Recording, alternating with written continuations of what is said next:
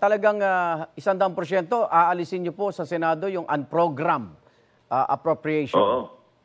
Oo. Sisiguruhin ko dito sa leadership ko na malinis, transparent, accountable itong budget na ito. Katulad ng mga budget, nung ako yung Senate President, nakita, minsan lang nagreklamo nung may sinisingit yung House. Hindi ko pa pinayagan, di ba? 75 billion yun eh. Ini-insert eh. Yun yung insertion. O hindi ko pinayagan yun eh. Ngayon pa.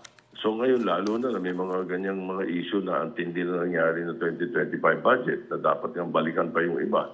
So, ang importante, ay malinis ito. Yung unprogrammed, yung foreign assisted, iiwanan natin, hahayaan natin doon. Pero lahat ng unprogrammed, hindi pa pwede. Opo. Kasi natin yan, nag-usap na kami ni Senator Gatchalian, yung aming chairman of finance. Opo. Hindi natin papayagan yan. At lahat ng amendment ay gagawin sa plenary. Isasubmit sa second reading para walang matatawag na insertion. Opo. Kasi pinipilit ng iba, pareho din daw yung insertion at amendment. Amendments. Hindi, magkaiba yun. Malaking pagkakaiba nun.